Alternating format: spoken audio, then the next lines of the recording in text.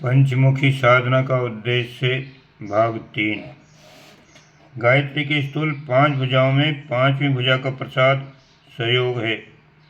ये जिसे मिलता है वह स्वयं विनम्र, मधुरभाषी, प्रसन्नचित्त, हंसमुख, उदार, दयालु, उपकारी, सहृदय, सेवाभावी, निरंकारी बन जाता है। ये विशेषताएं उसमें बड़ी तेजी से बढ़ती हैं। फलस्वरूप उनके संपर्क में जो भी कोई आता है वो उनका बेपैसे का गुलाम बन जाता है। ऐसे स्वभाव वाले मनुष्य के स्त्री, पुरुष, पुत्र, भाई, भतीजे, चाचा, ताऊ सभी अनुकूल, सहायक और प्रशंसक हो जाते हैं। घर में उसका मान सत्कार होता है और सब कोई उसकी सुविधा का ध्यान रखते हैं। घर में हो या बाहर, बाजार में, मित्रों में, परिचितों में, सब जगह उसे प्रेम, सत्कार और सहयोग प्राप्त होता है। ऐसे स्वभाव के व्यक्ति कहीं भी मित्र विहीन नहीं रहते। वे जहाँ भी रहते हैं वहीं उन्हें प्रेमी, प्रशंसक, मित्र, सहायक और सहयोगी प्राप्त हो जाते हैं। दाहिनी और बाईं सूक्ष्म और स्थूल गायत्री की 10 भुजाएं साधक को प्राप्त होने वाली 5 आत्मिक और 5 भौतिक सिद्धियां हैं। ये 10 सिद्धियां ऐसी हैं जिनके द्वारा यही जीवन, यही लोक स्वर्गीय सुख से ओतप्रोत हो जाता है। ये जीवन अगले जीवन की पूर्व भूमिका है। यदि मनुष्य आज संतुष्ट है तो कल भी उसे संतोष ही उपलब्ध होगा। यदि आज उसे कल्याण का अनुभव होता है तो कल भी कल्याण ही होगा। सत्पुरुष अक्सर दुस्साहसपूर्ण और वर्तमान वातावरण से भिन्न कार्यक्रम अपनाते हैं, इसलिए बाहरी दृष्टि से उन्हें कुछ असुविधाएं दिखाई देती हैं, परंतु उनकी आंतरिक स्थिति पूर्ण, प्रसन्न और संतुष्ट रहती है। ऐसी दशा में यह भी निश्चित है कि उनका अगला जीवन भी पूर्णतया प्रसन्नता एवं संतोष की भूमिका में और भी अधिक विकसित होगा और आज की बाहरी कठिनाइयाँ भी कल तक स्थिर न रहेंगी। क्या योग साधना के लिए घर गृहस्थ छोड़कर साधु बनना, कपड़े रंगना, यत्र तत्र भ्रमण करते रहना आवश्यक है? इस प्रश्न पर विचार करते समय हमें पूर्व काल के योगियों की वास्तविक स्थिति की जानकारी प्राप्त कर लेनी चाहिए। प्राचीन काल में ऋषि लोग अविवाहित ही रहते थे। ये मान्यता ठीक नहीं है। ये ठीक है कि ऋषि मुनियों में से कुछ ऐसे भी थे जो कुछ समय तक अथवा आजीवन ब्रह्मचारी भी रहते थे, पर उनमें से अधिकांश गृहस्थ थे। ये बात भी बिल्कुल ठीक है। स्त्री बच्चों के साथ होने से उन्हें तपश्चर्या एवं आत्म उन्नति में सहायताएँ मिलती थी। इतिहास पुराणों में पग पग पर इस बात की साक्षी मिलती है कि भारतीय महर्षिगण योगी, यति, साधु, तपस्वी, अन्वेषक, चिकित्सक, वक्ता, रचयिता, उपदेष्टा, दार्शनिक, अध्यापक, नेता आदि विविध रूपों में अपना जीवन यापन करते थे और इन महान कार्यों में स्त्री बच्चों को भी अपना भागीदार बनाते थे। ब्रह्मा, विष्णु, महेश तीनों ही विवाहित थे। ब्रह्मा की गायत्री और सावित्री 2 पत्नियां थीं। विष्णु की तुलसी और लक्ष्मी 2 पत्नियां हैं। सती के मरने के बाद महादेव जी का दूसरा विवाह पार्वती से हुआ था। व्यास, अत्रि, गौतम, वशिष्ठ, विश्वामित्र, याज्ञवल्क्य के, भारद्वाज, च्यवन आदि सभी ऋषि गृहस्थ जीवन में थे। अश्वत्थामा, श्रृंगी ऋषि, नचिकेता, आरुणि, उद्दालक, सुखदेव, परशुराम आदि ऋषि कुमार थे। उनके माता पिता ऋषि थे। याज्ञवल्क्य की 2 पत्नियां गार्गी और मैत्रेयी थी। अत्रि की पत्नी अनुसुया अपने समय की प्रमुख ब्रह्मवादिनी थी। ऐसे प्रमाणों से इतिहास पुराणों का पन्ना पन्ना भरा पड़ा है, जिससे प्रतीत होता है कि पूर्व काल में योगी लोग गृहस्थ धर्म का पालन करते थे। उस समय की परिस्थितियाँ, प्रथाएं, सुविधाएं तथा सादगी की पद्धति के अनुसार ऋषि लोग सात्विक जीवन बिताते थे। वेश बनाने या घर छोड़ने की उनकी कोई योजना नहीं थी।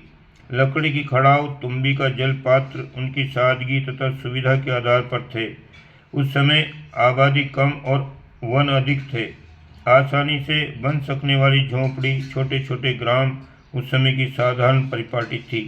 पर आज की बदलती हुई परिस्थितियों में उन बातों की नकल करना कहाँ तक उचित है, ये पाठक स्वयं विवेकपूर्वक सोच सकते हैं। उस समय दूध पीकर, फल खाकर रहने वाले लोग त्यागी नहीं समझे जाते थे, क्योंकि विस्तृत वनों में चरने की सुविधा होने से कोई मनुष्य कितनी भी गायें पाल सकता था। जंगलों में अपने आप उगे फलों को लाने में कोई कठिनाई नहीं थी। पर आज तो एक गाय पालने में एक परिवार के बराबर खर्च आता है। पेट को खराब कर डालने वाले फलों को न लेकर यदि सुखाद्य फलों को लिया जाए तो भी काफ़ी खर्च होता है। जो बात उस समय अत्यंत सादगी की थी वह आज अमीरों के लिए भी दुर्लभ है। रास्ते रोके पड़ी रहने वाली टूटे हुए वृक्षों की सूखी लकड़ियों को साफ करने तथा हिंसक जानवरों का आक्रमण रोकने के लिए दिन रात धूनी जलाई जाती थी। पर आज तो लकड़ी का भाव इतना अधिक है जिसे किसी भी स्थिति में वहन नहीं किया जा सकता। उस समय स्वाभाविक मृत्यु से मरते रहने वाले मृग आदि जीवों का चमड़ा आसानी से मिल जाता था, पर आज तो बिना हत्या का चमड़ा प्राप्त करना असंभव सा लगता है। फिर एक मृग चर्म का मूल्य भी कल्पनातीत है। इतने रुपए से तो कुछ के ढेरों आसन खरीदे जा सकते हैं। सर्दी गर्मी से बचने के लिए देह पर भस्म मलने से भभूत रमाने से काम चल जाता था। वस्त्र वहाँ जंगलों में थे ही नहीं, पर आज जब वस्त्रों का मिलना सुगम है तो भभूत लगाने की क्या आवश्यकता है। उस जमाने में पेड़ काटने, अग्नि संभालने, जंगली पशुओं के से मुकाबला करने के लिए बड़ा सा चिमटा रखना आवश्यक था, पर आज जब वह तीनों ही कारण नहीं रहे तो चिमटा क्या प्रयोजन रह गया है।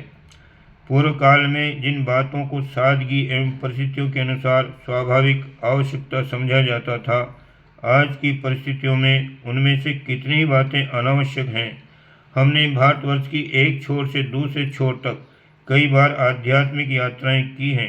अपने अनुभव के बल पर हम कह सकते हैं कि अब कोई वन ऐसा नहीं रहा है जहां फल खाकर या अपने आप चरकर आने वाली गौं का दूध पीकर कोई व्यक्ति गुजारा कर सके। न आज के मनुष्यों के शरीर ही ऐसे हैं कि शीत प्रधान देशों में मकान या वस्त्रों के बिना रह सकें। जो योगी यति गंगोत्री आदि में रहते हैं उनको भी वस्त्र मकान आदि की व्यवस्था करनी पड़ती है। भिक्षाजीवी होकर दूसरों से ऋण लेकर आज की अभावग्रस्त जनता पर, अश्रद्धालु जनता पर भार बनकर साधु वेश बना लेना, बदली हुई परिस्थितियों का विचार न करके पूर्वजों की वेशभूषा का अंधानुकरण करना कोई बुद्धिमानी की बात नहीं है। साधु हो जाने वालों को भी अपनी आवश्यकता पूरी करने के लिए उतना ही प्रयत्न करना पड़ता है जितना कि गृहस्थी को। ऐसी दशा में यही उचित है कि अपनी जीविका की आप व्यवस्था रखते हुए पारिवारिक कार्यक्रमों के साथ साथ सादे वेश में साधु जीवन व्यतीत किया जाए। साधना मन से होती है, न कि वेशभूषा से। मन तो भारी भीड़ में भी शांत रह सकता है और एकांत वन में भी विकारग्रस्त हो सकता है। फिर एकांत सेवी लोगों की इंद्रिय विजय भी कच्ची होती है। जिसे चोरी करने का अवसर ही न मिलता हो वह ईमानदार है, इस बात पर विश्वास नहीं किया जा सकता, क्योंकि प्रलोभन के वक्त वह फिसल सकता है। जिसको चोरी के सदा अवसर हैं फिर भी अपने पर काबू रखता है, उसी को विश्वस्त प्रामाणिक ईमानदार कहा जाएगा। एकांत जंगल में बैठकर लोगों से संबंध तोड़कर कोई व्यक्ति बुराइयों से बच जाए तो उसके संस्कार उतने सुदृढ़ नहीं हो सकते जितने कि निरंतर बुराइयों से संघर्ष करने वाले आदमी के हो सकते हैं। सूर की परीक्षा युद्ध भूमि में होती है। घर में बैठा हुआ तो मरीज भी 30 बार का कहलाता है। गायत्री साधना द्वारा योग साधना करके आत्मिक उन्नति करने एवं कल्याण पथ पर चलने के लिए ये कतई आवश्यक नहीं कि कोई विचित्र वेशभूषा बनाई जाए, घर द्वार छोड़कर भीख के टुकड़ों पर गुजारा किया जाए।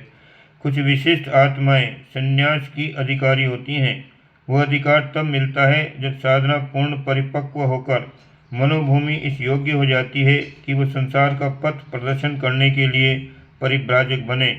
साधारण साधकों के लिए ये मार्ग ग्रहण करना अनधिकार चेष्टा करना है। गायत्री की पंचमुखी साधना करने के लिए किसी को घर छोड़ने की आवश्यकता नहीं है, क्योंकि निश्चित समय, निश्चित व्यवस्था, निश्चित आहार विहार की सुविधा घर छोड़ने वाले को नहीं मिल सकती। पात्र कुपात्रों का अन्न पेट में जाकर बुद्धि पर तरह तरह के कुसंस्कार डालता है। इसलिए अपने परिश्रम की कमाई हुई रोटी पर गुजारा करते हुए गृहस्थ जीवन में ही साधना क्रम का आयोजन करना चाहिए। ब्रह्मचर्य उचित और आवश्यक है, जिससे जितना संयम हो सके उतना अच्छा है। पुरुषन की निश्चित अवधि में जब तक निश्चित संकल्प का जब पूरा न हो ब्रह्मचर्य का पालन अति आवश्यक है। परंतु नियतकालीन निर्धारण संख्या या अवधि के विशेष पुरुषों को छोड़कर सामान्य साधना क्रम में ब्रह्मचर्य अनिवार्य शर्त नहीं है। गृहस्थ लोग अपने साधारण एवं स्वाभाविक दाम्पत्य कर्तव्यों का पालन करते हुए प्रसन्नतापूर्वक अपनी साधना जारी रख सकते हैं। इससे उनके साधन में कोई बाधा नहीं पहुंचती है। मन पर नियंत्रण करने की, सात्विकता के नियम पालन करने की सुविधा घर पर ठीक प्रकार से होती है। जहाँ पानी होगा वहीं तो तैरना सीखा जाएगा। पानी से सैकड़ों कोस दूर रहने वाला व्यक्ति भला अच्छा तैराक किस प्रकार बन सकेगा। तैरने की अनेक पुस्तकें पढ़ने एवं अनेक शिक्षाएं ग्रहण करने पर भी उसकी शिक्षा तब तक अधूरी रहेगी जब तक कि वह पानी में रहकर भी न डूबने की अपनी योग्यता प्रमाणित न कर दे। गृहस्थ जीवन में अनेक अनुकूल प्रतिकूल भरे बुरे हर्ष विषाद के अवसर आते हैं। उन परीक्षा के अवसरों पर अपने मन को साधने से स्वभाव और संस्कारों में प्रौढ़ता एवं परिपक्वता आती है। अपने बुरे संस्कारों एवं स्वभावों से नित्य संघर्ष करना चाहिए। प्रतिकूल परिस्थितियों को अनुकूल बनाने के लिए घोर प्रयत्न करना चाहिए। इस घोर प्रयत्न एवं संघर्ष को मंथन कहते हैं। इसे ही गीता में धर्मयुद्ध या कर्मयोग कहा है। अर्जुन चाहता है, हमारा अज्ञानग्रस्त मन कहता है कि इस झंझट से दूर रहकर एकांतवासी बनकर सफलता का कोई दूसरा मार्ग मिल जाए। वह लड़ना नहीं चाहता क्योंकि संघर्ष सदा ही कष्ट साध्य होता है। मनुष्य की कायर प्रकृति सदा उससे बचना चाहती है। कायर सिपाही सदा ही लड़ाई के मोर्चे से भाग खड़े होने की योजना बनाते हैं। इसी प्रकार अपने स्वभाव की, परिवार की, समाज की, देश काल की परिस्थितियों से खींचकर कई आदमी निराश होकर बुराइयों को आत्मसमर्पण ही कर देते हैं। इस स्थिति के प्रतिनिधि अर्जुन को भगवान ने बुरी तरह लताड़ा था और उसके तर्कों में झांकती हुई कायरता का पर्दाफाश कर दिया था। भगवान ने कहा था कि बिना लड़े कल्याण नहीं। सफलता असफलता की बात को मन से हटाकर लड़ने को अपना कर्तव्य मानकर तू लड़। साधकों के लिए भी यही मार्ग है। विपरीत परिस्थितियों में उन्हें निरंतर अति उत्साहपूर्वक युद्ध करना चाहिए। इतना प्रयत्न करने पर भी कम सफलता मिली, ये सोचना धर्म युद्ध के विज्ञान के विपरीत है। संघर्ष एक साधना है, उससे प्रकाश एवं तेज की वृद्धि होना अवश्यंभावी है। मंथन से क्रिया, गति और शक्ति का उत्पन्न होना सुनिश्चित है। साधन समर के सैनिक का प्रत्येक कदम लक्ष्य की ओर बढ़ता है। मंजिल चाहे कितनी दूर क्यों न हो, प्रगति चाहे कितनी मंद क्यों न हो, पर यह ध्रुव निश्चय है कि यदि साधक की यात्रा उसी दशा में जारी है तो वह आज नहीं तो कल पूर्ण सफलता की प्राप्ति करके ही रहेगा। ओम शांति।